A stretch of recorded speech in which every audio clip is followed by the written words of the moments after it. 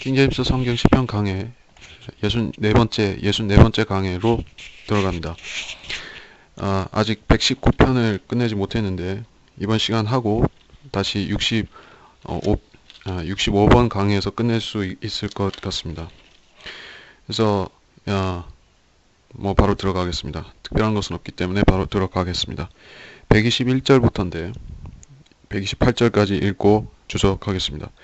121절부터 내가 공의와 정의를 행하였으니 나를 압제하는 자들에게 나를 넘기지 마소서. 주의 종의 유익을 위한 보증이 되시어 교만한 자로 나를 압제하지 못하게 하소서. 내 눈이 주의 구원과 주의 의 말씀을 바라다가 지쳤나이다. 주의 자비를 따라 주의 종을 다루시고 주의 규례들을 내게 가르치소서. 나는 주의 종이오니 내게 명철을 주시어 나로 주의 증거들을 알게 하소서. 주여, 지금은 주께서 일하실 때이오니 이는 그들이 주의 법을 폐기하였음이니이다. 그러므로 내가 주의 계명들을 금보다 정령 정금보다 더 사랑하나이다. 그러므로 내가 모든 것에 관한 주의 법규들을 바른 것으로 여기며 모든 거짓된 길을 미워하나이다.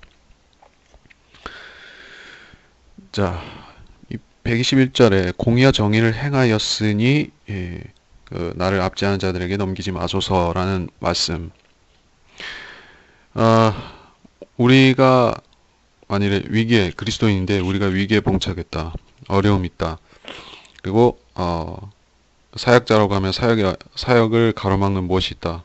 아니면 성도라고 할 때 내 인생에 장애물이 생겼다 할 때 그러한 어떤 사람이 나를 못 살게 한다 할 때 어떻게 기도하느냐. 내가 행위를 바르게 함으로써 하나님 나를 지켜주소서 이렇게 말하는 것이 우선인가, 아니면은 예수님의 피로 내 허물을 씻기시고 내 잘못을 용서해 주시라고 구하는 게 먼저인가 하면은 당연히 예수님의 피를 의지하는 게 먼저라는 것이죠. 모든 것이 우리 신약 성도에 있어서는 모든 것의 우선순위가 바로 하나님의 피, 여기에 있는 것이죠. 자기 행위라는 것은 제일 마지막입니다. 그리고 제일 첫 번째는 예수님의 피인 것이에요. 그렇기 때문에 이 기도는 구약 성도의 기도이고 이 시대에 우리가 교회적으로 적용할 수 있는 것은 아닌데 특별히 여기서 압제하는 자들이 나왔기 때문에 대환란과 상관이 되는 것입니다. 뭐 다윗한테 적용될 때 그것은 필연적으로 대환란 성도한테도 같이 적용이 됩니다. 같은 시대적인 비슷한 경륜에 있는 것이기 때문에 그렇습니다. 그래서 압제하는 자들에게 넘기면 어떻게 되죠? 죽임을 당하겠죠. 죽임을 당해도 결국에 신실하게 행하였으면은 하나님께서 보상하시고 살려주시지만은 어쨌든 죽는다는 것입니다. 122절에 주의 종의 유익을 위한 보증이 되시어, 하나님께서 모든 시대의 성도들에게는 약속이라고도 하고 보증이라고도 할 수 있는 것을 주시는 것입니다. 그러니까 너가 내 말을 지키고 행하고 또 믿으면은 내가 보상을 해주겠다. 앞으로 보상을 해주겠다는 약속이 있는 것입니다. 약속 없이 하나님께서는 무조건 하고 그냥 믿으라고 하시는 경우는 없습니다. 예. 하나님의 속성이 그러한 성품의 속성이 바로 그런 것이 있습니다. 우리 그리스도인도 마찬가지인 것입니다. 구원을 받았을 적에 우리는 약속도 같이 받은 것입니다. 몇 가지가 있겠지만 그 중에 하나는 부활에 대한 약속이죠. 이건 아주 기본적인 우리 영원히 사는 몸에 관한 약속이고, 두 번째로는 어디서 살 것인가, 어디서 집을 마련할 것인가, 집장만에 대한 약속이 있는 것이죠. 그것이 하늘의 새 예루살렘이라고 하는 하늘에 있는 처소를 말한다 하는 것입니다.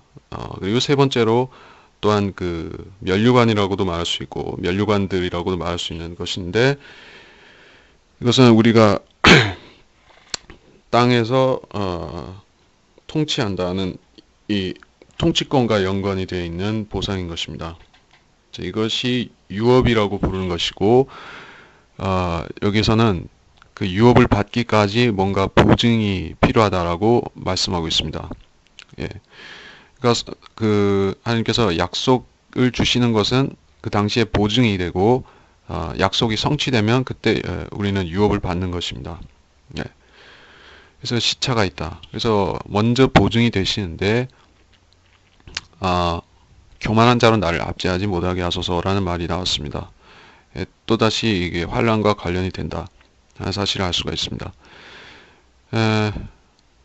그리고 123절에 내 눈이 지쳤나이다. 이 구절은 앞에서도 여러 번 나왔었다. 20절, 22절, 28절, 40절, 80 또는 82절에 나왔었던 언급이다라고 보시면 나오고 125절에 보면 내게 명철을 주시어 주의 증거를 알게 하소서. 나는 주의 종이오니. 주님도 예수님도 마가복음은 주님이 종이셨죠. 종으로서 오셨던 것이고 종의 형체를 입으셨기 때문에 이것은 예수 그리스도 메시아 그분 자체에게 적용할 수 있다 하는 얘기를 하는 것이고 명철을 주시어 주의 증거들을 알게 하소서. 물론 주님은 원래 명철이 있으시죠. 근데 성령께서 성령 충만이 하시니까는 우리 그리스도인이 받는 성령 충만하고는 질적 양적으로는 비교가 안 되게 차이가 있지만은 어쨌든 주님께서도 사역을 하시기 위해서 요단강에서 침례를 받으실 요한에게 침례를 받으실 적에 성령을 비둘기같이 내려와서 성령을 받으신 것입니다. 그래서 은혜와 진리가 충만하게 된 것이에요. 자, 그런 것을 우리한테 보여주셨다. 내게 명철을 주시어 나로 주의 증거들을 알게 하소서. 주님이 그렇게 성령 충만의 샘플이 되신 것입니다. 보여주셨다. 그리고 126절에 지금은 주께서 일하실 때 왜 그러냐 하면은 주의 법을 폐기하였습니다 라는 말이 나왔습니다. 이거는 다윗 시대에 적용하기는 좀 어렵다는 것이죠. 누가 이때 주의 법을 폐기했었는가? 아니죠. 폐기하지 않았고 율법은 잘 작동되고 있었습니다. 예, 유대인들은 율법을 지켰죠. 예, 이방인의 지배당한 것도 아닙니다. 근데 이런 말을 했어요. 바벨론 포로 시대나 그 이후에 시대에 적용할 수 있는가 하면은 부분적으로는 그럴 수 있지만은 안티오쿠스라든지 로마의 지배, AD 70년 여러 가지 파괴들이 있었는데 주의법이 폐기되었다라고 할 수 있느냐? 완전히 폐기된 것은 아닙니다. 유대인들은 계속 떠돌아 다닐지언정 세계 도처에서 자기들 하나님을 계속 섬깁니다. 율법도 지킵니다. 근데 주의법을 완전 폐기하는 때가 오느냐? 언제 그것이 오느냐 하면은 대환란인 것입니다. 그때는 극소수의 유대인들만이 율법을 지킬 수가 있습니다. 피난처에 간다면 그것이 가능하지만 그 밖에 있는 사람들은 아주 지키는 것이 거의 어렵습니다. 그래서 구원받기도 어려운 것이고 왜냐하면 은혜만으로 거듭나는 것이 아니기 때문에 법을 지키지 못할 때 하나님께 버림받을 수도 있는 것입니다. 그래서 마귀는 그렇게 세상을 이끌어가는 것입니다. 그래서 주의 법을 폐기한 것이 그들이었고 그들이라는 이 자들이 세상을 주도하고 있는 때에 주님께서 일하실 때가 온다 라고 말했습니다. 아까는 어려운 말로 인식될 수가 있는데 왜? 그러면 지금은 그러니까 여기서 말하는 지금이라는 것은 이제 주님께서 재림하신다는 뜻이고 그러면 그 전에는 주님께서는 일을 안 하고 계신가? 이상한 말로 들릴 수가 있는 것입니다. 오히려 천년 왕국이라는 이 앞으로의 시대에는 주님께서 이것이 안식하는 천년이 되어서 쉬시는 것이죠. 실질적으로 그렇게 되는데 왜 여기서는 이렇게 말씀하냐? 일하신다는 게 역설적인 말로 들릴 수가 있습니다. 천년왕국 때는 더 일하신단 말인가? 여기서 일한다는 것은 1차적으로 악인들을 벌하시는 그 쟁기질을 말하는 것이죠. 악인들을 짓밟으시는 포도즙 틀을 밟으시는 행위를 하셔야 되는 것이죠. 그 일을 하러 오셔야 되고 이 타작마당을 정결케 하시는 일, 이 독보리들을 날려버리시는 일을 하셔야 되는 것이죠. 그리고 뜨인 돌로 오셔서 이 형상의 발을 쳐서 산산조각 내는 그 다니엘서의 그 형상을 조각내는 일을 하셔야 되는 그 일을 이제 수행하셔야 된다는 말이고 그것뿐만이 아니라 이 땅에 오면은 여러 가지 일들이 또 기다리고 있죠. 많은 일들이 기다리고 있습니다. 땅을 회복시켜야 되고 기타 등등 통치하셔야 되고 그렇게 보면은 안식의 천년이라고 하는 것이 우리가 여러 가지 생각해 봐야 되는 것입니다. 하나님께서 자기 일을 다 쉬시는 게 아니라 뭔가 하시는데 특별한 의미가 있습니다. 예, 피조물들이 쉬는 것이에요. 피조물들이 쉬는 것이죠. 항상 안식이라는 것은 하나님 자신하고 상관 있기보다는 하나님께서 피조물들에게 안식을 주신다 하는 그 의미를 우리가 더 깊이 봐야 됩니다. 예, 그것은 그렇고 그래서 이게 대환란과 분명히 관련이 있다는 것을 직감할 수가 있었습니다. 126절 그리고 117절은 우리가 교리이자 교훈으로 잘 받아들여야 되는 구절입니다. 주의 계명들이 정금보다 더 귀하고 우리가 그것을 사랑해야 되는가? 사랑해야 된다라는 말씀입니다. 이거는 저는 이해하기 어렵지 않은 말씀이죠. 그러나 믿기가 어려운 것입니다. 예. 이 정금 1g으로 성경 몇 권 살 수 있을 것 같습니까? 예, 정금, 예, 수십 권 살 수 있을지라도 정금 1g이나 1mg은 성경의 한 구절의 가치만도 못하죠. 예, 그렇습니다. 근데 정금이라는 것도 보통 그 귀한 게 아니죠. 하나님께서 이 땅에 금은 동철, 보화, 보석들 많이 두셨죠. 그리고 그런 것들은 다 고유한 의미들이 있습니다. 이 성막이 지어지는 재료들을 볼지라도 노은 노의 의미가 있고 예, 이 철은 철의 의미, 금은 금의 의미, 은은 또 그 자체의 의미 다 있습니다. 예, 그런데 이 정금이라는 것은 그 중에서 금속 종류 중에서는 가장 으뜸에 해당하는 것이 이 금이라는 것입니다. 그렇기 때문에 이 다니엘서에서 이 우상 숭배자인 느부갓네살이 무엇을 알고 이 금으로 자기 형상을 지어 올린 것입니다. 또 금송아지 사건, 출애굽 때 금송아지 사건도 또한 그러하고 많은 것들이 있습니다. 예, 북이스라엘이 금송아지를 섬겼고 이 금은 하나님하고 직결됩니다. 금속 여러 가지 성질이 금속 중에서 하나님과 가장 직결된 것이 금이다. 예, 근데 그렇다면은 이거는 암시적으로 이런 말씀을 하는 것입니다. 정금보다 더 사랑하니다. 예, 우리가 하나님을 사랑한다는 것을 어떻게 입증할 수가 있습니까? 말로 입증하느냐? 혀로 아무리 고백한다 해도 어떻게 입증을 할 수가 있습니까? 하나님을 사랑합니다. 라는 고백. 그게 사실임을 보여드리려고 하면은 하나님 앞에 보이려고 하면은 사람 앞에 보이려고 하면은 필요한 것이 있습니다. 예, 하나님을 사랑하는 증거를 보여라 할 때 나는 이 말씀을 사랑한다라고 고백할 수가 있습니다. 하나님이 주님이 계명들을 사랑한다. 금보다 더 사랑한다. 여기서 금은 세상 물질, 돈, 이런 걸 말하는 것인데 세상 자체에 그렇죠. 금이라는 것은 통화 기준도 되기 때문에 재물입니다. 내가 모든 재물보다도 하나님 말씀을 더 소중히 여깁니다. 라고 고백하라는 것입니다. 이 고백이 쉬운 고백이냐? 쉬운 고백일 것 같으면서 쉽지가 않습니다. 예. 성경을 왜 변개시키는 일이 계속 일어납니까? 예. 이 성경 하나님 말씀을 바꾸는 이유는 이익을 위해서라고 바울사도 분명히 말씀했죠. 이익을 경건이라 생각하는 사람들이 성경을 바꿉니다. 그렇다면 그 사람들은 이 시편의 교훈을 받아들이지 않은 사람들인 것이죠. 예. 정금은 고사하고 싼 값에 정금보다 훨씬 못한 싼 값에 하나님 말씀을 팔아먹는 사람들인 것이죠. 그러니 얼마나 한심한 일입니까? 그러나 하나님께서는 믿는 성도에게는 정금보다 말씀이 소중한 줄 알라고 하셨습니다. 그리고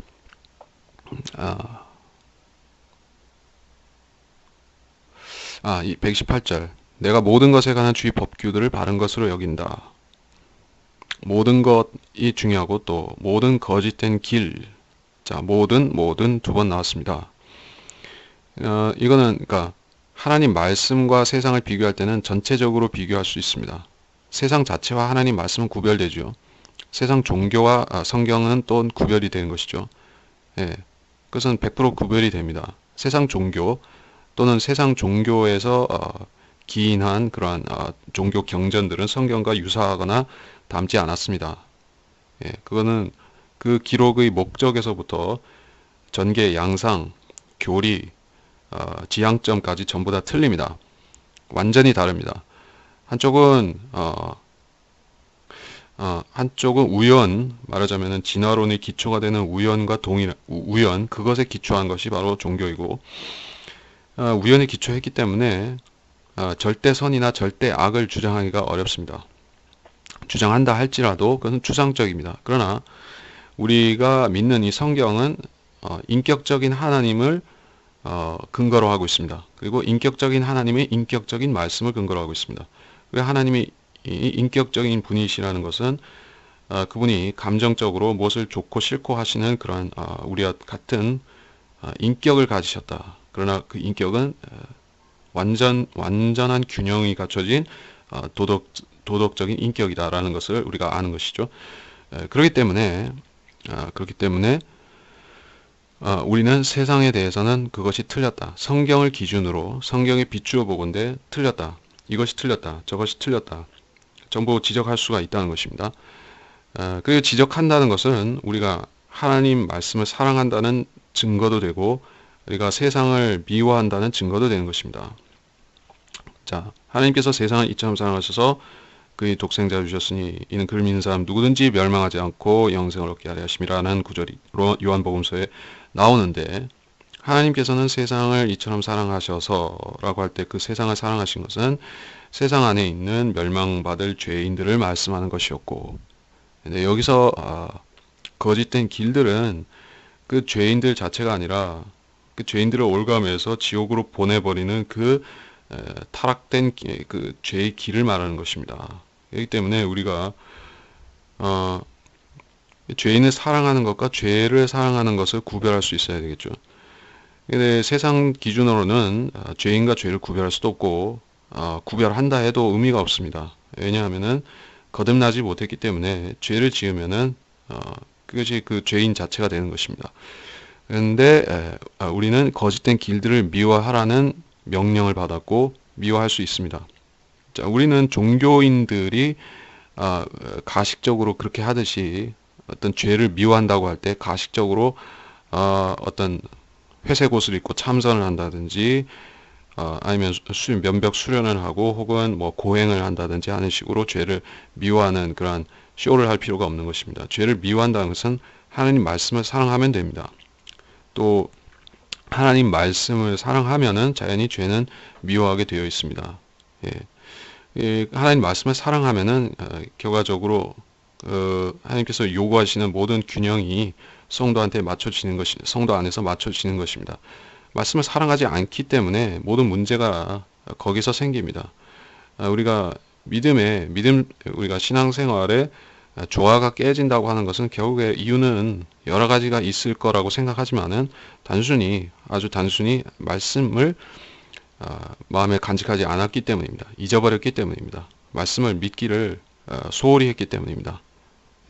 자기한테 유익이 될 것 같은 말씀만 취해서 믿으려고 하는 그러한 편식 습성을 보이기 때문에 문제가 생기는 것입니다.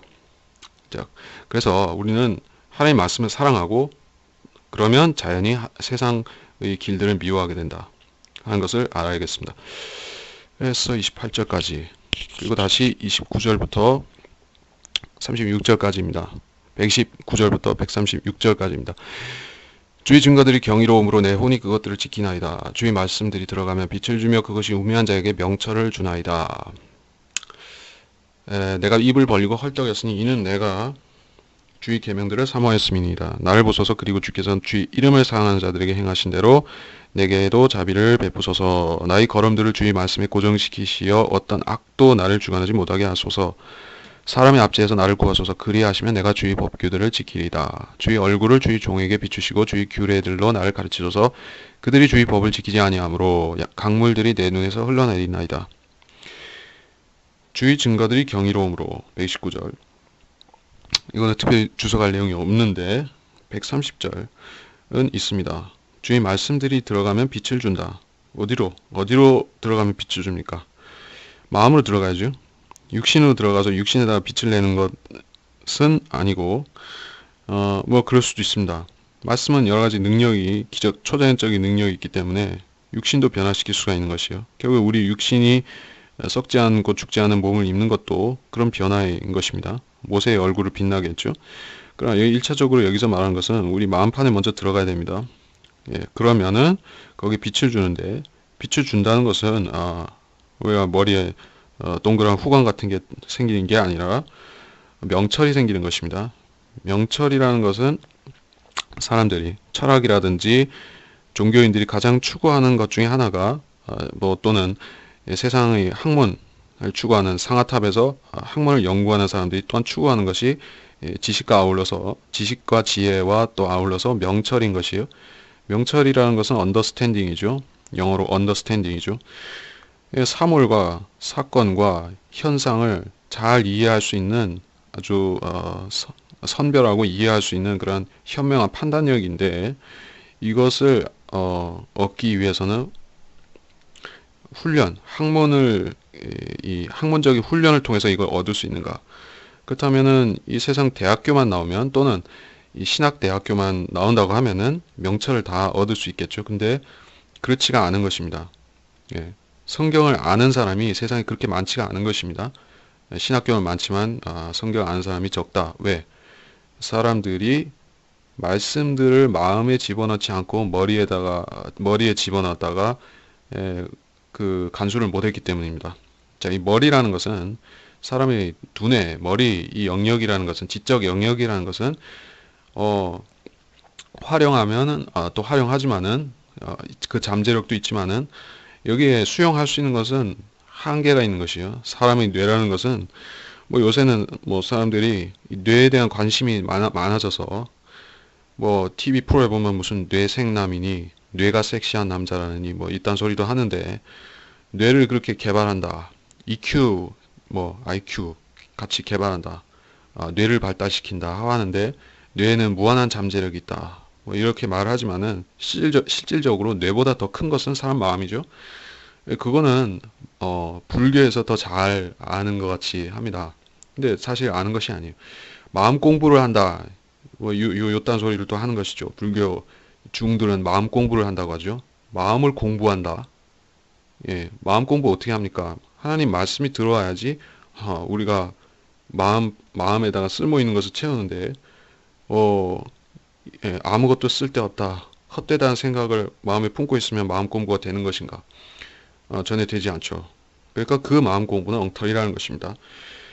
그래서 주의 말씀들은 우리 마음판에 먼저 들어와서 마음을 채워야 되고, 그 다음에 머리도 채우고 또는 육신까지도 만족해 할 수 있습니다. 그리고 무엇보다도 말씀이 우리 마음에 들어오면은 우매한 자에게 명철을 준다고 했습니다. 우매한 사람이 왜 우매합니까? 자기 창조의 근본을 시인할 줄 모르는 사람은 우매한 사람입니다. IQ가 190일지라도 우매한 것은 똑같습니다. 근데 말씀이 마음에 들어와서 명철을 주면은 그때 현명해집니다. 성경을 한 구절이라도 믿을 수 있는 명철이 있다면은 그것이 아인슈타인의 명철보다도 더 큰 명철입니다. 아인슈타인은 자기가 죽어서 어디로 가는지 몰랐죠. 자기가 어디서 나와서 어디로 가는지를 몰랐습니다. 그런 명철은 아무것도 아니라는 것입니다.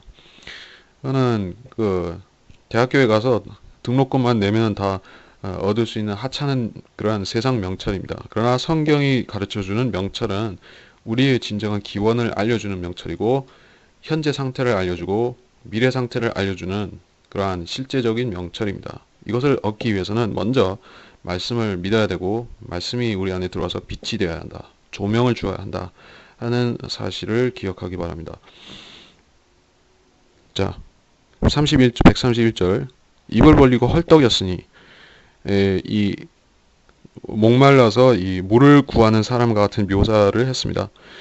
자, 우리가 하나님 말씀을 구한다고 할 때 말씀이 우리 앞에 이미 있습니다. 또 우리가 읽으면 읽는 대로 바로 우리 것이 될 수가 있습니다. 바른 자세만 갖추고 말씀 앞에 자신을 감추지 않고 나와서 내가 받겠다고 하면은 그냥 얻을 수가 있습니다.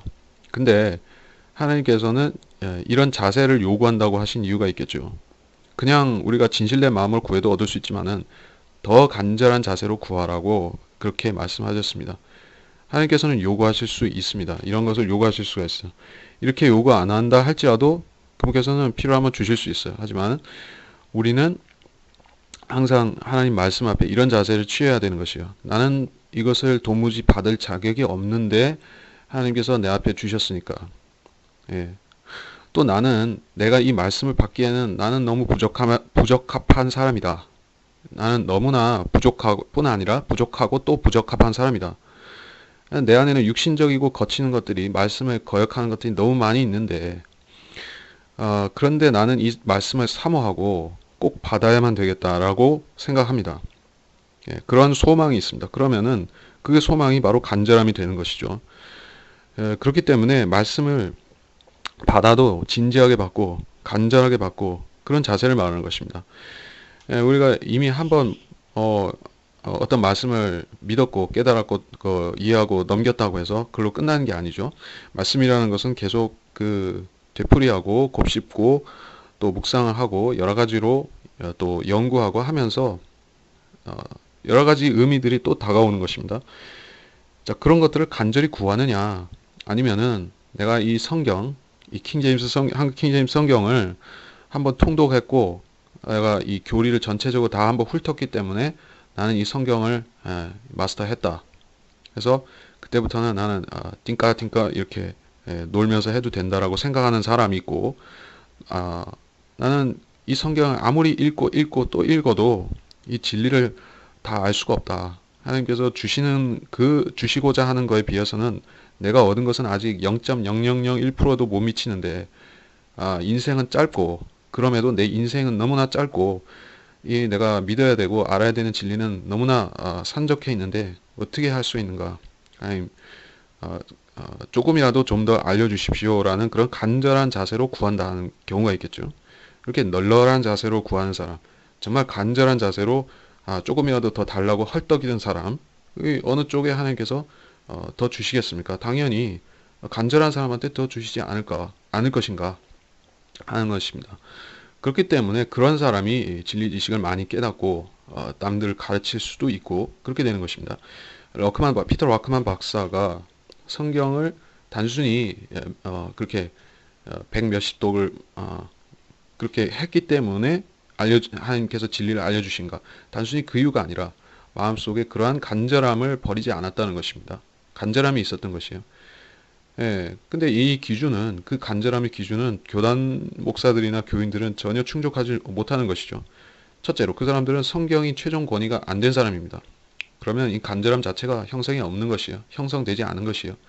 그렇기 때문에 성경은 그냥 일단 한번 보고 그 다음에 무슨 교단 교리로 하든지 아니면은 더 유식하게 가르치는 신학 박사들이 말을 듣든지 아니면은 유능한 목사의 그러한 충고를 따르든지 하는 식으로 비껴가는 것입니다. 그런 말씀을 알 수가 없습니다.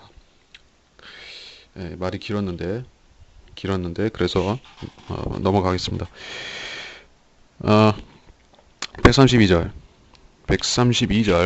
특별한 것 없습니다. 133절 나의 걸음들을 주의 말씀에 고정시키시어 악이 나를 주관하지 못하게 하라. 자, 걸음들은 행실일 것이고 행실을 주의 말씀에 고정시킨다는 것은 우리가 행하는 모든 것에 손으로 행하는 모든 것에 이 말씀의 잣대로 판단한다는 것입니다. 판단하고 거울로 비춰봤을 적에 거기서 악이 발견되면은 그 말씀의 기준으로 악을 제거하면 됩니다. 말씀은 유일한 잣대이고 도덕적일 뿐만 아니라 영적 잣대이고 또는 뭐 정치적, 사회적 모든 것의 잣대가 되기 때문에 이 말씀에 우리가 행실을 고정시키면은 판단도 할 수 있고 바로잡을 수가 있습니다. 더구나 악이 우리를 주관하지 못하도록 막을 수가 있습니다. 악이 우리를 주관하도록 하는 길은 말씀을 잊어버린 것이고 말씀으로 자기를 판단하는 것을 중지하는 것입니다. 그러면은 우리는 악에게 자신을 맡기는 것입니다. 다시 말해서 마귀가 우리를 주관하도록 내주는 것입니다. 134절부터 여기서는 좀 더 136절까지를 보면 좀 더 대환란에 대한 직접적인 언급이 나오는 것을 알 수가 있습니다. 사람의 압제에서 나를 구하소서. 그리하시면 내가 주의 법규들을 지키리라. 자, 일반적인 사람의 압제냐 아니면은 어, 특별한 주의 법규를 지키지 못하게 막는 압제냐. 여기서는 법규가 나왔으니까는 주의 율법, 유대인들이 지키는 그 율법이 상관이 있고 율법을 못 지키도록 하는 압제라고 하면은 대환란 때 적그리스도가 그들을 박해하는 압제가 되겠죠. 상식적으로 그러하고 그러면서 여기서 135절에서는 주의 얼굴을 비추시라는 말씀이 나오는데 얼굴은 예수님이 오신다는 것이니까 예수님이 오셔서 그들을 깨우쳐 주신다는 것이니까 그 영적 각성은 스가랴서에도 나오고 이 계시록에도 나옵니다. 그래서 주님께서 직접 그들을 가르치실 것입니다. 물론 모세와 엘리야도 나타나서 하지만은 그들이 그 마음에 씌워진 그 장막, 그 수건 같은 것이 벗겨지는 것은 주님이 오셔서 말씀하셔야지만 벗겨집니다. 주님이 임재가 있어야지만 그들은 깨달을 수가 있습니다. 자, 그런 상황에 있고 136절에 그들이 주의 법을 지키지 아니하였다. 그들? 어떤 그들인가? 여기서는 이방인보다는 유대인이겠죠. 주의 법을 지켜야 되는 1차적인 대상은 법을 받은 유대인이죠. 근데 그들이 안 지키고 있는 것이요. 지금도 물론 안 지키고 있습니다. 부분적으로는 지키고 부분적으로 안 지킵니다. 탈무드니 이런 것들을 지킵니다. 그런데 대환란 때가 되면 또 어떻게 되냐면은 그때는 또 성전이 세워지면서 율법을 또 열심히 지키려고 막 그러는데 적그리스도가 나타나서 다시 못 지키게 만드는 것이죠. 그래서 그들의 입장에서 말하자면은 그 유대인들 앞으로 그 고난받을 유대인들의 입장에서 보자면은 2000년 동안 그들이 얼마나 어리석게 고통을 받았습니까? 율법을 지켰음에도 하나님께 이 매는 더 맞았던 것입니다. 그러면서 그 고난 속에서 점점 더 그 믿음마저 약해졌다가 이제 그 대환란 때가 거의 다 되어서 그때서 다시 율법을 회복하고 성전도 짓고 제사도 드리고 그러면서 아주 신실하게 할 줄 알았더니 또 민족이 완전히 붕괴되는 것입니다. 배교를 할 뿐 아니라 붕괴가 되는 것이죠. 그러면은 그 슬픔이 이렇게 강물들이 내 눈에서 흘러내리나이다. 예레미야 선지자가 여기에 이미지로 중첩이 되어 들어오는데 예레미야 선지자가 바로 대환란과 아주 밀접한 선지자인 것이죠. 다니엘과 아울러서 대환란의 그 고통받는 유대인들 욥도 그러하지만은 그러한 대표상을 보여주는 그런 유대인 선지자인 것입니다. 그래서 배교자들 때문에 이런 눈물이 흘러내린다 이런 말씀이었고 우리가 이 시대에 이 말씀을 적용해 보자면은 주의 법은 하나님 말씀이 되겠고 이 주의 법을 지키고 수호하지 않는 사람들이 있죠. 어떤 사람 구원 받았는데도 이 하나님 말씀을 경시하는 사람들 아무 성경이나 써도 괜찮다 하고 이렇게 괜찮다 하는 사람들이 많이 있는 것이죠. 그 사람들이 믿음이 그리고 그 사람들이 뭐 복음을 어떻게 전했든지 아주 훌륭한 일을 했든지 간에 그들이 그렇게 말함으로 해서 더 많은 사람들을 쓰러뜨린다 하는 일이 셀 수 없습니다. 소위 뭐 근본주의라든지 이런 사람들이 자기는 세우면서 남들을 쓰러뜨리기도 하고 자기도 남도 쓰러뜨리고 왜? 주의 법을 잊어버렸기 때문에 지키지 않기 때문에 수호하지 않기 때문에 그렇게 되면은 하나님 보시기에도 안타깝고 슬픈 일이고 우리 성경대로 믿는 사람이 볼 때도 얼마나 슬픈 일인 것입니까? 진리를 찾는다는 것은 믿는다는 것은 어중간한 그러한 경계선이 아닌 것입니다. 확실히 넘어오려면 넘어오는 것이고 비진리라면 비진리인 것입니다. 그래서 어중간하게 하려다가 많은 것은 아니함만 못하다. 근데 그 아니함만 못한 그 어중잡이 뜨겁지도 차지도 아니한 어중잡이들이 세상에 가득한 것이에요. 그것이 특별히 이 라오디케아 시대라. 이 라오디케아 시대는 무엇보다도 성경을 아는 가르치고 아는 지식이 발달했죠. 인터넷 매체를 통해서 그리고 책이 더 지난 시대에도 책들이 보급됐지만 지금은 뭐 전자책이라든지 인터넷이라든지 매체 형태라든지 책들이 헤아릴 수 없이 보급이 되었는데도 사람들은 진리로부터 더 멀어지고 더 불투명하게 되고 더 미지근해지고 있다는 것입니다. 우리의 성경들을 믿는 사람들은 하나님의 마음, 생각을 동감하고 그거를 공유하기 때문에 그런 것을 볼 때 슬프고 안타까운 것이죠. 예. 우리 성경들을 믿는 사람들이 이 거짓 목사들을 책망하는 이유가 무엇입니까? 예, 그들에 대해서 분노하는 이유가 무엇이에요? 그들 때문에, 그들 거짓 목사들 때문에, 짝퉁들 때문에 예, 이 진리를 찾을 만한 사람들이 못 찾고 미지근한 그 온탕 속에 들어가 있다는 것입니다. 그러면서 멸망길로 간다는 것이 얼마나 슬픈 일인가. 그러면 우리도 예레미야 선지자와 같은 마음과 생각으로 이 진리를 전파할 수 있어야만 됩니다. 예, 137절부터 137절부터 144절까지 단락. 오 주여, 주는 의로우시고 주의 명령들은 올바르니이다. 주께서 명하신 증거들은 의롭고 매우 신실하니 하나이다. 내 열의가 나를 소멸했으니 이는 나의 원수들이 주의 말씀들을 잊어버렸기 때문이니다. 주의 말씀이 매우 순수함으로 주의 종이 그것을 사랑하나이다. 내가 미천하여 멸시를 당하나 주의 법규들을 잊지 아니하나이다. 주의 의는 영원한 의요 주의 법은 진리니이다. 고난과 고통이 내게 닥쳤으나 주의 계명들은 나의 즐거움이 되나이다. 주의 증거들이 의는 영원하니 내게 명철을 주소서. 그리하시면 내가 살리다. 137절 8절은 각자 생각할 수 있는 구절이고요. 139절에서 이것은 예수 그리스도 성전에서 이 장사꾼들 몰아낼 때 예수님의 모습이 딱 여기 비추는데 그렇다면은 주님께서는 자기 원수들을 뭐라고 정의하시는가? 그거를 알 필요가 있죠. 주의 말씀들을 잊어버렸다는 망각했다는 것은 알았고 혹은 잘 알았을 수도 있는데 지금은 완전히 맹탕이 되었다. 멍청이가 되었다 하는 뜻도 될 수 있죠. 원래 이스라엘 백성이 율법을 몰랐고 멍텅구리였기 때문에 그렇게 엉터리 짓을 하면서 성전에서 장사하고 헛짓거리를 했었느냐? 원래 그렇지 않았죠. 하나님 주의 말씀들을 잊어버렸기 때문에 그들은 그렇게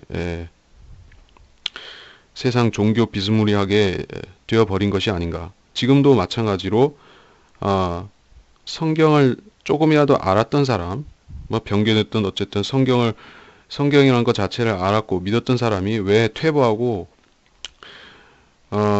예수님과 상관없는 사람 같이 되어버리는가?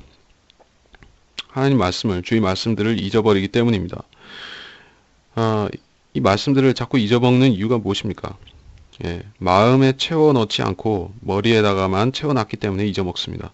이 뇌라는 것은 자꾸 녹슬고 담아놔도 자꾸 누수가 되어서 없어지는 것이죠. 결국엔 어린아이로 돌아가지 않습니까? 나이를 먹으면은 뇌가 점점 어린아이로 돌아갑니다. 근데 마음판에다가 새겨놓으면은 안 잊어먹습니다. 이건 실제적인 진리예요. 마음에 새겨놓으면은 우리가 말씀을 잃어버릴 걱정 안 합니다. 새겨놓는 만큼은 안 잃어버립니다. 마음에다 아예 안 새겨놓고 머릿속에다만 지식적으로 좀 담아놨다고 하면은 그거는 조만간에 불언간에 그것은 다 없어져 버립니다. 그래서 주의 말씀들을 잊어버리면은 이렇게 됩니다. 주의 원수들이 되어버립니다. 그냥 하나님을 위하지도 않고 하나님을 대적하지도 않는 중립 상태로 놓여져 있는 것이 아니라 그 영적 침해 좋습니다. 이것을 영적 침해라고 말을 하겠습니다. 제가 이런 용어를 많이는 아니지만 가끔 쓰는데 영적 침해에 걸리는 사람들은 어떤 사람들인가? 하나님의 사역을 대적하고 하나님의 말씀과 하나님 자체를 대적하는 원수들입니다. 그렇게 되어버린 것이요. 그러니까 무지하다는 것은 결코 그렇게 간과해서 그냥 넘길 문제가 아닙니다. 하나님 말씀에 대해서 무지하다는 것은 그때 당시 상태가 하나님 말씀을 모르는 그 상태가 오래 지속되면은 결국에 그것은 하나님에 대한 반역, 거부, 그런 그 마귀적인 상태로 결국 가게 되어 있는 것입니다. 무지가 지속되면은 반역이 된다. 그 사악함이 된다는 것입니다. 그래, 어떤 성도들은 잠정적으로 여기서 예외가 될 수도 있는 것이죠. 하나님 말씀에 다소 무지하다 할지라도 가령 성경을 전혀 볼 수가 없는 상황에서 암흑시대라든지 또는 뭐 북한이나 모슬렘이나 뭐 이런 중국이나 이런 데서 성경을 별로 못 보고 신앙생활을 해야 된다.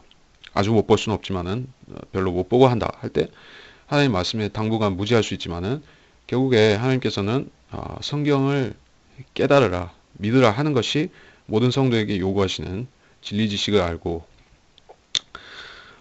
진리 지식을 올바로 알게 되는 것이 하나님 뜻이기 때문에 그 무지함의 상태로 계속 고의로 자기 자신이 고의적으로 그렇게 쭉 가려고 하면은 그 사람은 하나님께서 버리시는 것입니다.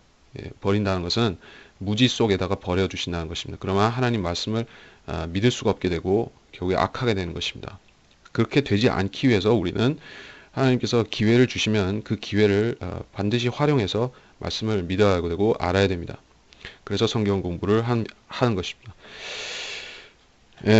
그리고 원수들은 잊어버렸다. 말씀을 잊어버렸다. 139절이 그랬고 140절 주의 말씀이 매우 순수함으로 주의 종이 그것을 사랑한다. 라고 하셨는데 이것은 아주 중요한 말씀입니다. 그렇기 때문에 이것은 근데 여러분 각자의 묵상 속에서 더 많이 깨달을 수가 있기 때문에 제가 하는 설명은 어차피 제한적입니다. 말씀이 매우 순수하다는 걸 어떻게 알 수가 있습니까? 여러분이 순수라는 단어를 어디다 적용하고 주로 살았던 것입니까? 어떤 사람을 볼 때 저 사람은 순수한 마음을 가졌어. 순수한 양심을 가졌군. 저 사람은 꽤 순수해 보여 라고 하는 표현을 할 때 그 순수하고 여기서 말씀하시는 주의 말씀이 순수하다고 할 때의 그 순수하고 다르죠. 매우 순수하다. 그래서 그냥 보통 일반 사람보다는 좀 더 순수하구나 라고 생각할 수 있겠지만은 이 순수라는 것은 사람이 따라갈 수 없는 순수함을 말합니다. 하나님은 빛이시죠. 빛이 있으면 그림자가 있는데 그래서 하나님 자체는 빛이시기 때문에 어떤 티나 점이나 그런 것도 용납이 안 되는 것입니다. 그것은 죄이기 때문에 그런 순수함이라는 것은 현미경으로도 이 부정한 것을 허용치 않는 순수함이라는 것은 사람이 스스로 만들어낼 수가 없는 순수함입니다. 여러분 안에 순수함이 있습니까? 순수한 양심이 있습니까? 그 순수함이라는 것은 당분간 순수하다든지 일부 그렇게 보인다든지 하는 그냥 잠정적인 의미지만 하나님께서는 처음부터 하나님 자신은 처음부터 순수하셨고 영원히 순수하시고 온전히 순수하신 분입니다. 하나님이 성품이 그러고 하나님이 성품과 또한 말씀이 그러한 것입니다. 말씀이 순수하다. 매우 순수하다. 이렇게 믿는 사람이 있습니까?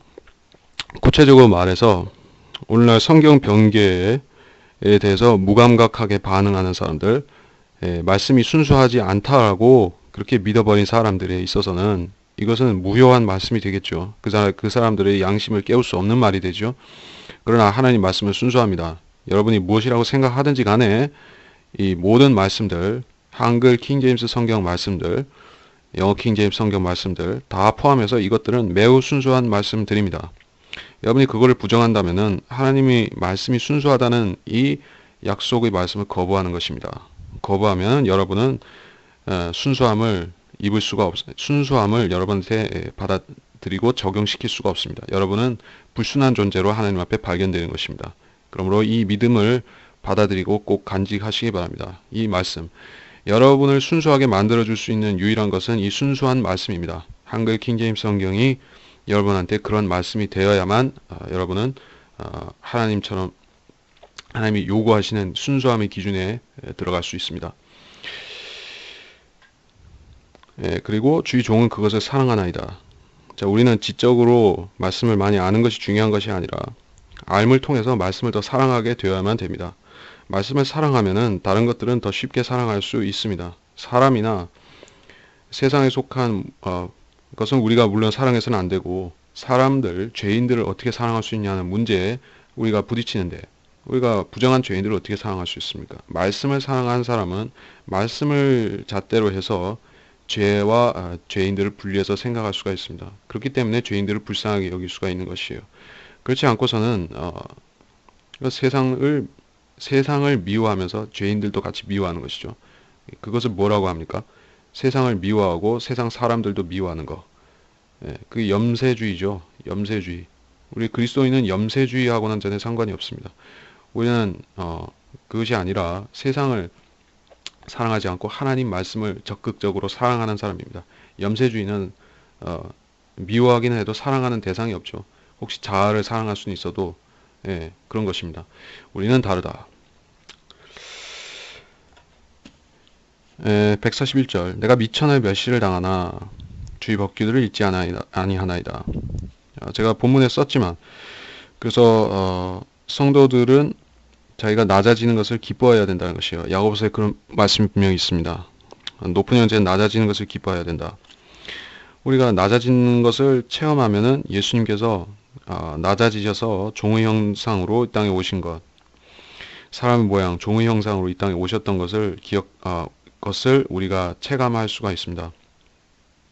그러나 비슷하게 체감하는 것이 똑같을 수는 없죠. 근데 주님께서는 헤아릴 수 없이 낮아지셔서 사람이 되신 것입니다. 그래서 우리는 미천하에서 멸시를 받으면은 주님이 겪으셨던 일을 공감하고 교훈을 받을 수가 있다. 그러면서 주의 법규들을 잊지 아니하나이다. 예. 그러니까 주님께서도 그 영광을 버리고 사람의 형상으로 오셔서 그 사람보다 못하게 되셨지만 결국엔 십자가에서 마귀 정죄를 받으셨지만은 그런데 주의 법규들을 잊지 아니하나이다. 자, 그런 주님 자신의 선함, 행위를 우리한테 보여주신 것입니다. 이거는 우리가 주님의 의를 전가받을 적에 우리가 이 놀라운 의를 전가받아서 의롭게 되었고 또 행실로 말하자면은 우리는 주님께서 보여주신 이러한 인내를 통해서 우리는 우리 상을 우리 보상을 이루어 갈 수가 있는 것입니다. 그 여러 가지 교훈을 주는 것이죠. 그리고 142절 주의 의는 영원한 의, 주의 법은 진리니이다. 여기서 주의 법은 진리니이다라는 것은 다시 말해 모세의 율법을 말하겠지만 영원한 의라고 했기 때문에 영원한 의는 주님 자신으로부터 주시는 의죠. 우리는 영원한 의를 무엇을 통해서 받았습니까? 율법의 의를 이루신 분은 예수 그리스도의 육신 안에서 주님이 고난을 받으셔서 이루신 의가 되었습니다. 그래서 우리는 주님의 의를 거저 받았습니다. 그리고 주의 법은 우리한테도 진리이지만은 여기서 주의 법은 그때 당시에 다윗이나 구약시대 사람들이 실제로 지켜야만 되는 법이기도 하기 때문에 그것을 보자면은 우리한테는 하나님의 말씀들을 지키는 것이 주의 법입니다. 하나님의 모든 말씀들이 주의 법입니다. 그리고 143절 고난과 고통이 닥쳤다는 것은 교훈으로 많이 적용할 수가 있는 말씀입니다. 그런데 주의 계명들은 나의 즐거움이 되나이다. 계명들은 사도 바울이 계명들에 있어서 뭐라고 말했는가? 이것들은 우리 가정교사이기도 하고 또 이 율법 자체는 온전히 지킬 수가 없죠. 지킬 수가 없고 죄인들의 그러한 짐을 덜어줄 수도 없는 것입니다. 죄인이 죄인된 것을 더 드러내기만 할 뿐입니다. 그렇게 고통스럽기도 한 것인데 왜 주의 계명들이 나의 즐거움이 되었는가? 자, 이거를 깊이 생각해 볼 필요가 있을 것입니다. 구약시대 사람들 모세 율법 하에 특별히 모세 율법 하에서 살았던 유대인들이 단지 의무감에서 그런 지긋지긋한 의무감에서 저것을 지키지 않으면은 저 법을 지키지 않으면은 내가 죽기 때문에 내가 살라고 지키는 그런 생존의 수단으로서 그냥 어쩔 수 없는 그 지키는 법이었는가? 아니면은 그렇게 지키다 보면 하나님께서 이런 즐거움을 주셨다. 예. 주의 계명들이 나의 즐거움이 되었다. 다윗이 그것을 이제 직접적으로 보여줬죠. 당연히 주의 계명들을 지키는 것은 즐거움이 되었습니다. 예. 소망이 되기도 하고 즐거움이 되었습니다. 예. 그러니까 우리가 단순히 클라렌스 라킨의 세대적 진리 그 책만 가지고 봐서는 구약 시대라든지 다른 시대 경륜들에 대해서 이해하는 것이 무척 폭이 좁은 것입니다. 구약 시대 사람들은 그냥 무미건조하게 어쩔 수 없이 무미건조하게 지켜야 되니까 할 수 없이 법만 지켰느냐? 그게 아니란 것이죠. 그거는 사람 이 사람이란 존재에 대해서 아주 단편적으로만 생각하는 것입니다. 우리는 그 뭐 시대적, 세대적 진리 도표만 가지고 성경 다 깨닫는 게 아닙니다. 물론 그 도표 공부하면 조금 도움은 됩니다만, 제가 이 얘기를 왜 하는가? 이거는 이 얘기가 길어지기 때문에 나중으로 생략하는 것이 좋겠지만 간단히만 말합니다. 이 도표 가지고 성경 다 안다고 하는 사람은 틀렸다는 것입니다. 우리가 성경을 공부해야 됩니다. 그러면 그 안에 있는 사람들이 보이는 것이죠. 모든 사람들이, 거기에 있는 모든 사람들이 표정이라든지 눈물, 기쁨, 슬픔 이런 걸 다 볼 수 있어야 됩니다. 성경은 마음으로도 읽어야 됩니다. 머리로만 읽는 게 아닙니다. 자, 백사시 즐거움이 되나이다. 144절 주의 증거들이 은은 영원하니 내게 명철을 주소서. 명철을 줘서 또 명철을 요구합니다. 그래야 하시면 내가 살리다. 자, 영원한 의가 또 나왔죠. 문제는 하나님의 의는 영원한 의였다는 것입니다. 이거는 영원 전부터 그랬었고 뭐 노아 때도 그랬고, 아담 때, 노아 때, 아브라함 때, 그 이후 모세, 기타 등 다 그랬습니다. 지금도 하나님의 의는 영원한 의입니다. 이 영원하신 하나님의 의를, 영원한 하나님의 의를 우리가 어떤 수단으로 어떻게 우리 걸 만드느냐 하는 그 차이가 있을 뿐입니다. 하나님 자체는 회전하는 그림자도 없으시고 어제나 오늘이나 동일하신 하나님이십니다. 근데 하나님의 의는 참 좋은 것인데 우리가 이걸 받아야 됨에도 받을 수 있는 수단이 없으면 어떻게 됩니까? 그림이 떡이 되는 것이죠.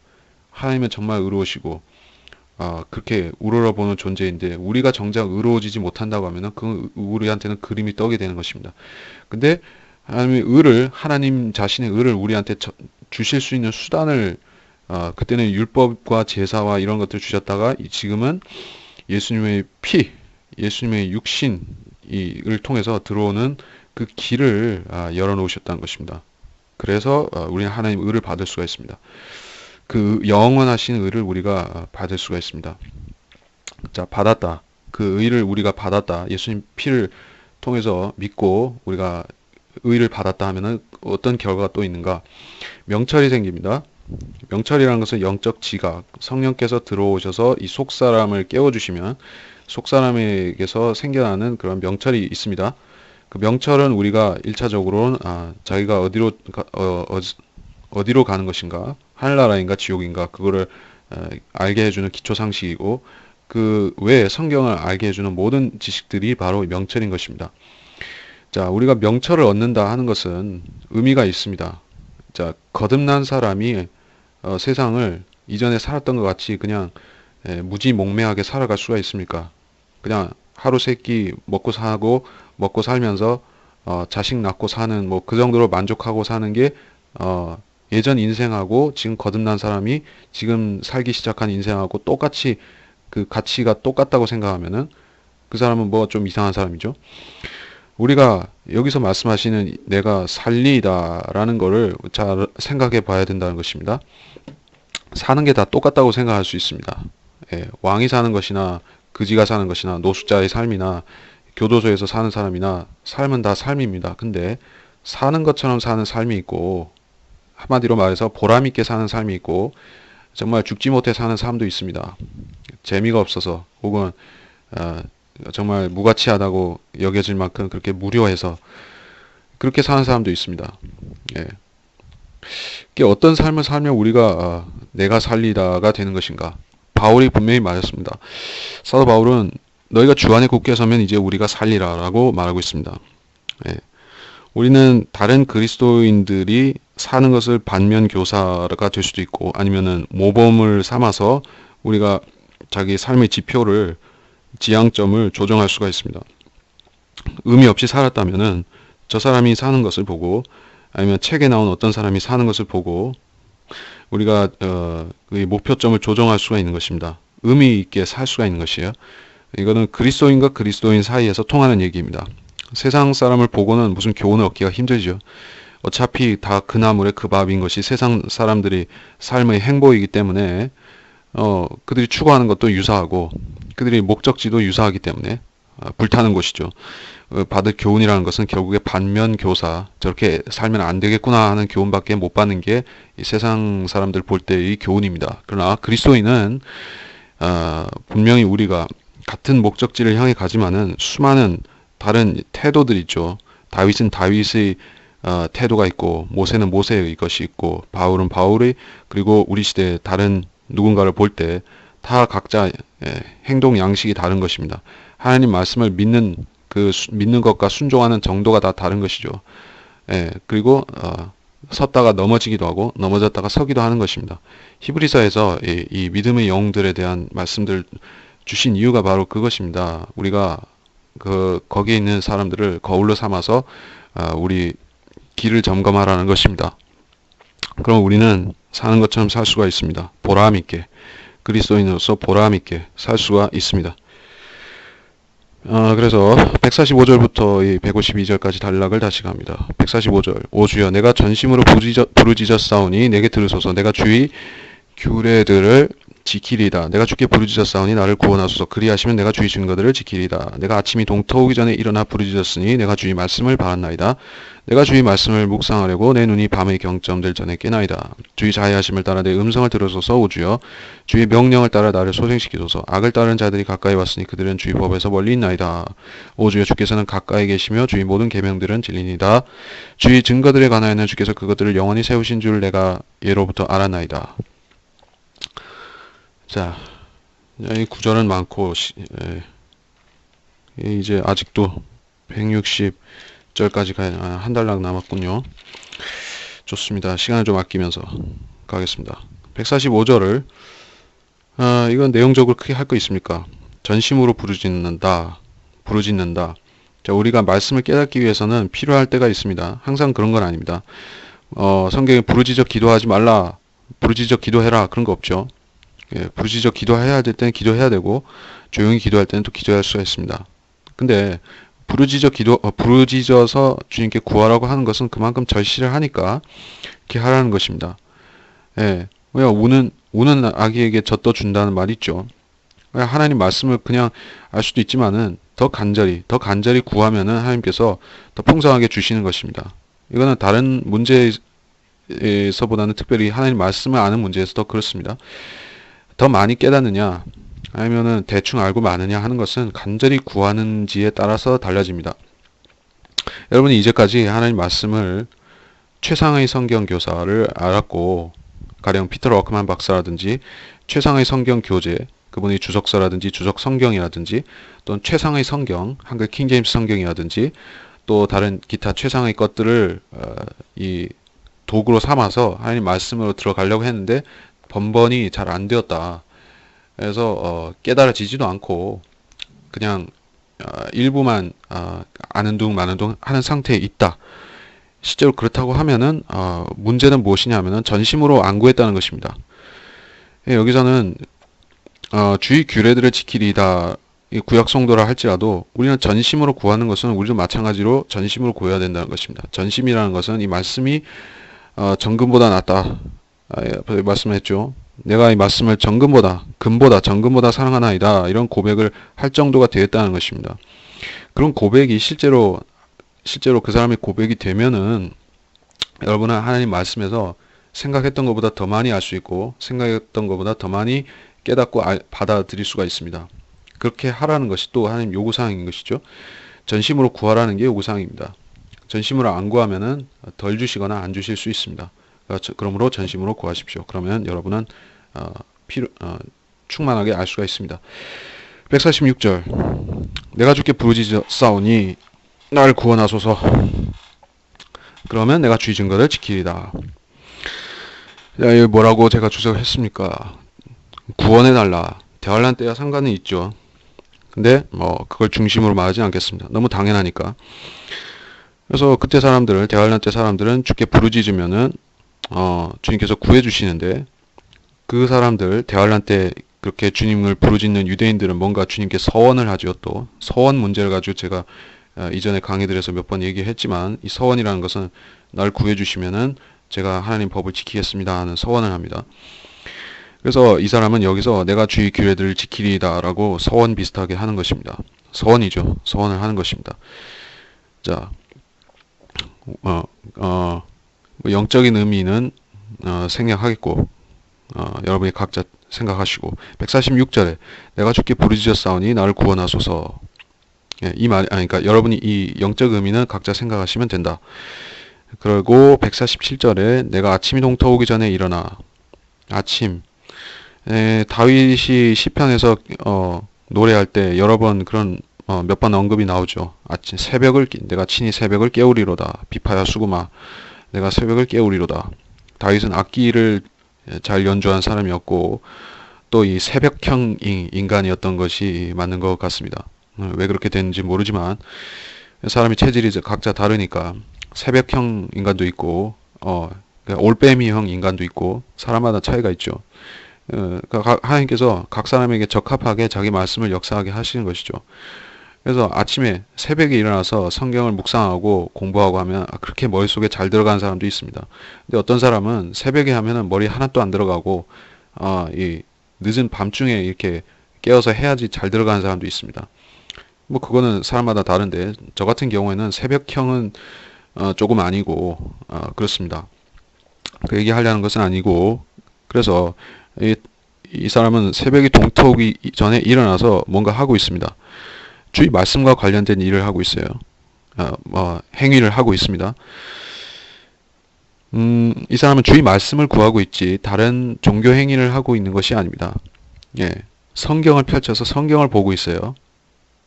이것이 잘하는 일입니다. 제가 이 카페에 새벽 기도를 주제로 비성경적이다, 잘못되었다, 종교 행위를 하는 것이다 라는 뭐 글을 쓰기도 했었지만 그 의미를 알아야 되겠죠. 왜 그렇게 지적하는 것인가? 새벽 기도회를 왜 강조하고 그것을 통해서 사람들이 무엇이 조장되고 무엇이 차단되는가 하는 것을 말한 것입니다. 조장되는 것은 새벽 기도회를 통해서 한국교회식의 새벽 기도를 통해서 조장되는 것은 종교심과 그런 집단 의식입니다. 자꾸 교회로 사람들을 계속 불러 모아서 필요한 것 이상으로 자꾸 불러 모아서 매일매일 불러 모아서 의식화를 추진하는 것입니다. 추구하는 것입니다. 그러니까 한 조직 구성원으로서 계속 얽어매라는 그런 종교 행위에 가까운 것이고 그렇기 때문에 개인적인 하나님과의 교제 시간을 주는 것이 아니라 하나의 집단에 얽어매는 형식밖에 안 되는 것이죠. 사실 기도를 하려고 하면은 새벽 기도를 하려고 하면은 각 사람이 자기 집에서 조용하게 자기 방에서 기도하는 게 낫습니다. 그렇죠? 기도회를 해가지고 모여가지고 웅성웅성 기도하면 더 잘 될 것 같지만은 정신이 산란하고 더구나 아침에 잠도 덜 깬 상태에서 몽롱하죠. 근데 굳이 새벽 기도회를 그렇게 한다는 이유가 뭐겠습니까? 사람을 자꾸 불러 모아야지만 이 교회에 소속감을 준다 이것이에요. 그것이 바로 종교심이다. 소속감 부여, 소속감을 그것을 통해서 계속 불어넣는다. 이 교회의 소속원이라는 사실을 계속 그렇게 한다. 집단의식 고취 한다는 것입니다.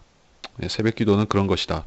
그러므로 여러분이 기도를 언제 하든 어떻게 하든 그건 중요한 게 아니지만은 이렇게 형식을 정해놓고 하는 것은 저 모슬렘들이 하루 새벽 그러니까 아침, 점심, 저녁에 기도하는 그거하고 뭐가 차이가 있겠습니까? 그것도 형식 정해놓고 하는 것인데 모슬렘들이 진정성을 갖고 그렇게 하는 것입니까? 아닙니다. 그 사람들은 다니엘 흉내내는 것이에요. 다니엘이 하루에 3번 예루살렘 향해서 절하면서 예루살렘 향해서 창문을 열어놓고 기도했었죠. 그거 흉내내가지고 메카에다가 대고 하는 건데 그 사람들 결국에 성경을 흉내낼 뿐이지 그 진정성이라는 거는 전혀 모르는 사람들이죠. 그러면 성경이 뭔가 이런 어떤 종교 행위에 대해서 성경이 말하는 게 있으면은 우리가 의미부터 파악해야 되지. 그 겉모양을 따라 한다고 해서 이렇게 되면은 결국에 바리새인밖에는 안 되는 것입니다. 자, 그렇다. 148절에 주의 말씀, 또 말씀을 묵상하려고 이 새벽에 깬 것입니다. 참 다윗이 그래서 위대하고 훌륭한 하나님의 종인 것이에요. 이 사람은 종교심에 있어서 세계 최고봉이 아니라 성경을 사랑하는 데 있어서 세계 최고봉인 사람입니다. 그러니까 예수님의 그러한 그림자가 될 수 있는 것이죠. 예수님만큼 아버지 말씀을 사랑하는 분은 이 땅에 없었죠. 다윗은 그 모형이고, 그래서 잠도 줄이고 성경을 묵상했습니다. 여러분은 어떻게 하고 있는가? 이렇게 해야 된다는 것입니다. 149절 주의 자애하심을 따라 내 음성을 들으소서. 나를 소생시키소서. 특별히 주석할 내용은 없다. 150절에 악을 따르는 자들이 가까이 왔다. 악을 따르는 자들. 여기서는 일반적인 상황에 적용할 수 있습니다. 주의 법에서 멀리 있나이다. 다윗의 생애, 그리고 우리 그리스도인의 일반적 생애에 적용할 수 있는 말입니다. 주의 말씀들로 인해서 주의 법으로, 주의 말씀으로 인해서 우리가 보호받을 수가 있습니다. 151절 주께서는 가까이 계신다. 주의 모든 계명들은 진리니이다. 실제로 주님께서는 다윗 안에 성령으로 계셨죠. 우리가 성령의 인침을 받는 것하고는 다르지만 성령이 계셨죠. 그러니까는 가까이 계신 것입니다. 우리보다는 한 0.00001mm 정도는 주님과 좀 거리가 있죠. 왜냐하면은 떠나실 수도 있고 우리 마음에 할례를 시켜서 한 게 아니기 때문에 차이가 있다. 그러니까 우리는 완전히 밀착되어 있는 것이죠. 예, 완전히 압착되어 있는 것입니다. 뗄 수가 없이. 그렇기 때문에 우리는 더더욱이 이 시편 화자가 하는 것 같은 이 고백이 나오는 것입니다. 주의 모든 계명들은 진리니이다. 그러면서 152절에 주의 증거들에 관하여는 그것들을 영원히 세우신 줄. 다윗이 영원에 대해서 말한다는 것은 진화론을 믿는 사람들은 콧방구를 낄 일이죠. 예, 그 사람들은 수억만 년에 대해서 말하는 사람들인데 실질적으로 지나오는 자들이나 이 과학자들은 영원에 대해서는 할 말이 없습니다.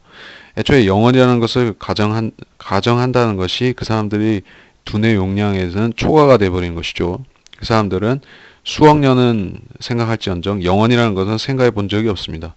그것이 그들의 한계이자 또 실수인 것이에요.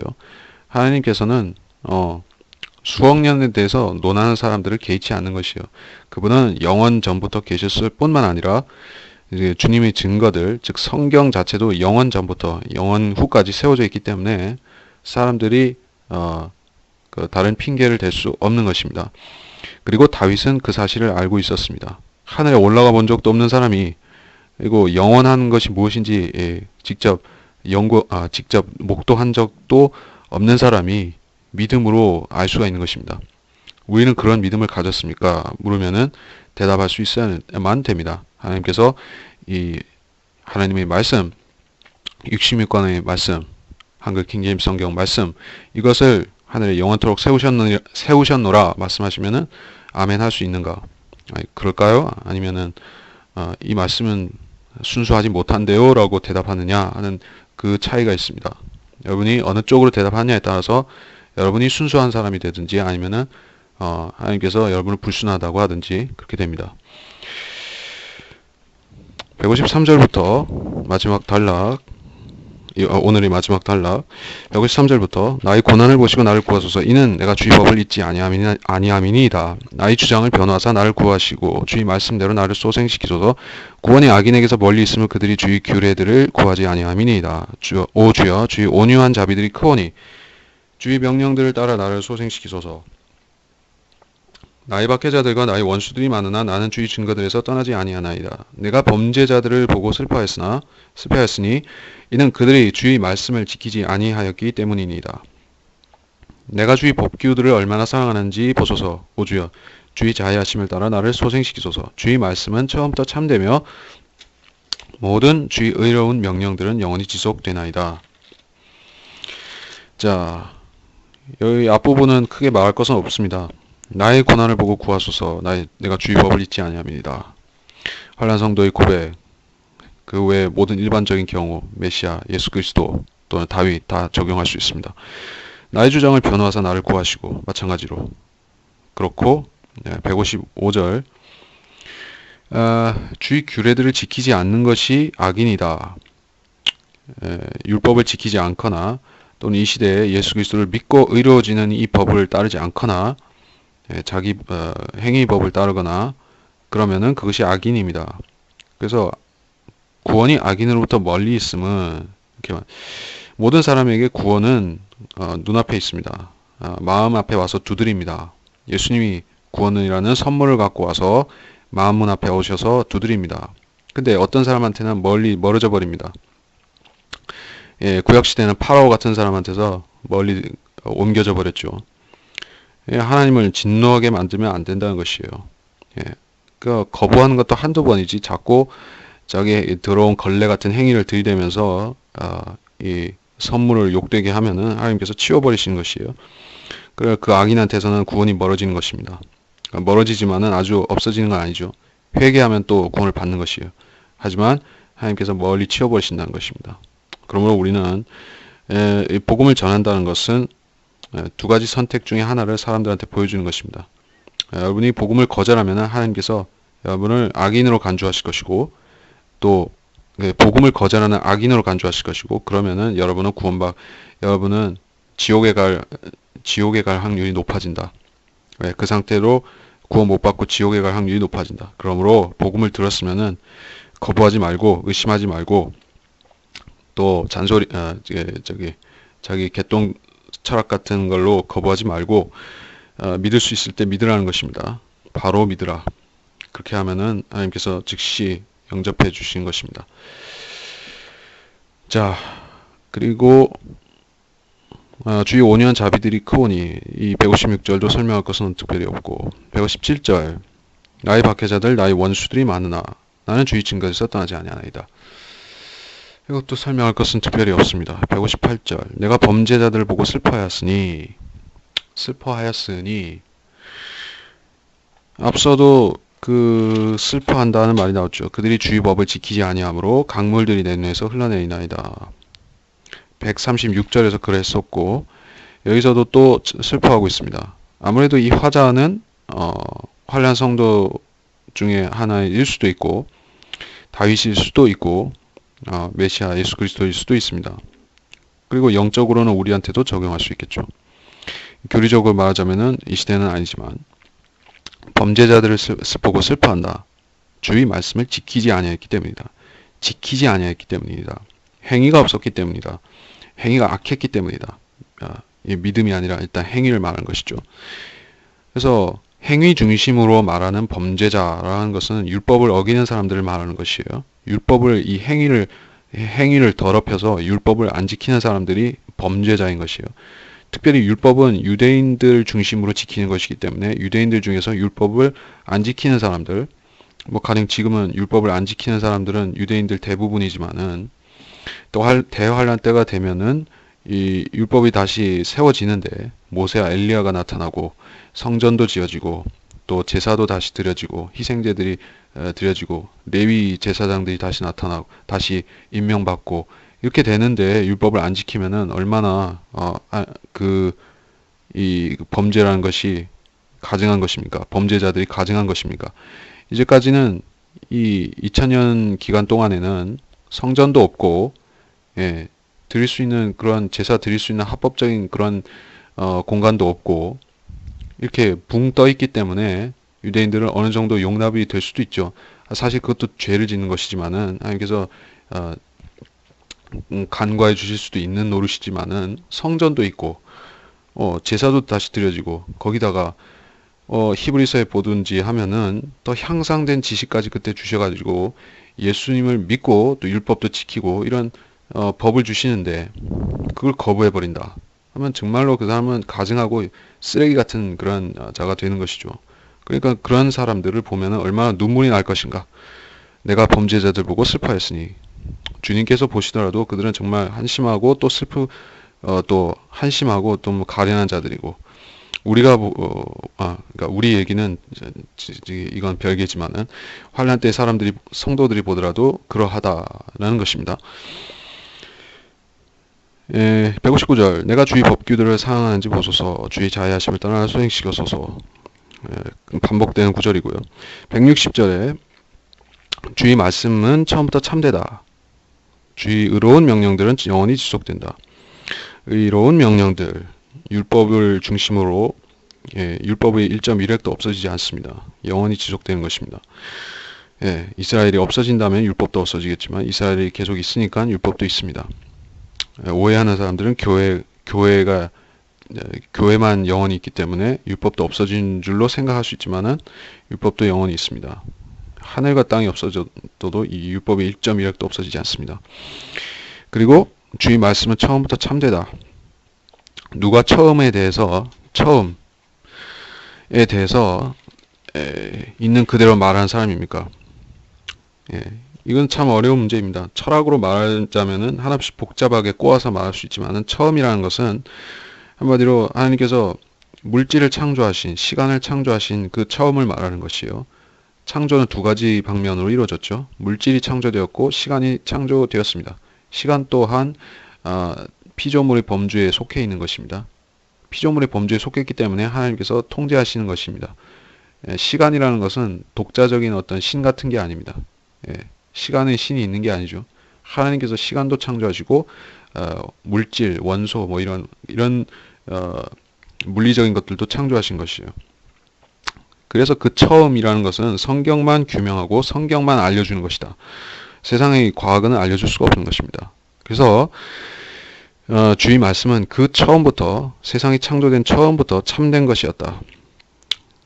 세상의 빛이신 주님께서 자신이 대해서 말씀하신 것입니다. 처음부터 진리이시고 처음부터 참이시고 처음부터 완전하신 분입니다. 그래서 주의 의로운 명령들은 영원히 지속되나이다. 모든 의로운 명령들은 영원히 지속되나이다. 이 성경에 기록된 것은 다 패하지 않고 영원히 지속됩니다.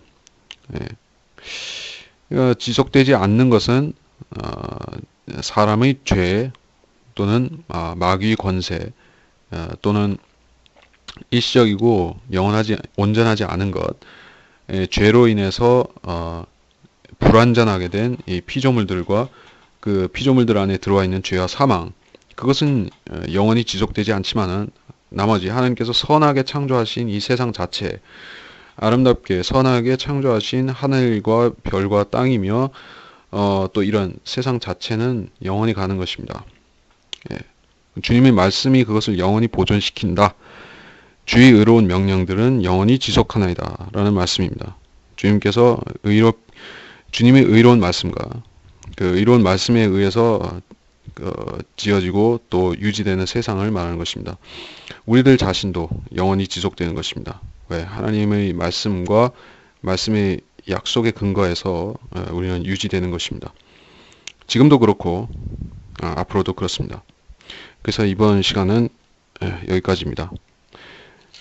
참 길고 긴 119장인데 다음 시간에는 119장과 아울러서 120장 또는 그 뒤까지 갈 수 있을 것 같습니다.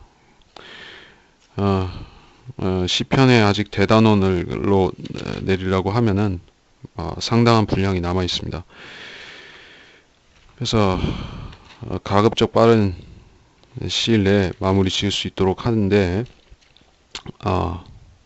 시편이란 참 정복하기 어려운 그런 에베레스트 산같이 느껴지는, 여러분이 개인적으로 성경을 공부할지라도 시편이 어려워서 믿기 어려운 그런 내용이 있다기보다는 이것 자체가 시이고 또 노래이다 보니까는 우리가 무슨 몸이 건조한 상태에서 그냥 지식 위주로 이렇게 딱 읽어 나가면은 별 의미가 없는 것이요. 우리가 마음을 투영해서 그 당시 사람들이나 예언적으로 이 구절이 가리키는 사람들이나 거기에 자신을 감정 이입시켜서 볼 수 있어야지 이 구절의 의미를 좀 더 깊이 볼 수가 있다 한 걸 항상 생각해야 됩니다. 이거는 다른 모든 성경 책들을 볼 때도 마찬가지지만 시편을 볼 때는 더 특히 그러해야만 됩니다. 그래서 여러분이 이 구절은 예수 그리스도와 관련된다, 이 구절은 환난 성도다, 이 구절은 기타 이렇게 말할 때 단순히 그게 그렇구나 정도가 아니라 예수님이 이 구절을 말씀하신다고 하면은 이 구절이 예수님에 대한 것이고 예수님이 말씀이라고 하면은 이언적으로 그렇다고 하면은 이게 어떤 심정으로 어떤 심경으로 그분이 이렇게 얘기를 하셨을까? 다윗의 마음은 어땠을까? 이런 쪽으로도 생각을 해야 된다는 것입니다. 그래서 이번 시간 강의는 여기서 마치겠습니다. 기도하고 마치도록 하겠습니다. 하나님 아버지, 이번 시간을 통해서 시편 119편 또 깊고 놀라운 진리 말씀들을 많이 살펴봤습니다. 예, 하나님 말씀이 이렇게 중요하고 우리 양심을 정결케 하는 데 있어서 말씀이 빠져서는 아무것도 되지 않습니다. 하나님의 말씀이 바로 우리 양심을 정결케 하는 것입니다. 그리고 말씀은 정금보다 귀한 것이어서 우리가 그렇게 믿지 않는 세상에 속해서 살고 있다 할지라도 우리는 그렇게 믿어야만 됩니다. 그렇게 믿으면은 하나님께서 정금이 이 길바닥에 깔려 있는 곳에 우리를 인도하여 살게 하시는 것입니다. 우리는 정금이 소중한 것도 알고 정금보다 더 아름답고 좋은 것이 많다고 하는 세상 사람들은 그렇게 믿고 사는 세상이지만은 우리가 볼 때는 구닥다리이고 옛날식 낡은 진리같이 보이면서도 옛날 사람들의 옛날 사상인 것 같이 사람들은 오해하지만 사실 이 성경은 옛 것들밖에 없는 이 세상에서 유일한 새 것입니다. 우리 안에 있는 새 것, 새 피조물을 우리가 어떻게 지각하고 자각하고 이 새 피조물을 우리가 갖고 나갈 수가 있습니까? 새 것으로만 해야 됩니다. 새 것인 것은 바로 말씀밖에는 없는 것입니다. 그러므로 우리가 말씀을 양식 삼아서 그야말로 우리가 일용할 양식을 삼아서 우리가 속사람을 새 것답게 키워나가기를 원합니다. 그리고 이 속사람을 키워나감을 통해서 우리가 이 말씀을 더 심오하게 깨닫고 우리한테 적용하고 말씀의 물로 우리를 씻어서 우리가 하나님께서 요구하시는 수준까지 스스로를 단련시키게 되기를 원합니다. 그래서 믿음의 행보를 완주할 수 있게 되기를 원합니다. 감사하며 위대하신 우리 주 예수 그리스도의 이름으로 기도하였습니다. 아멘.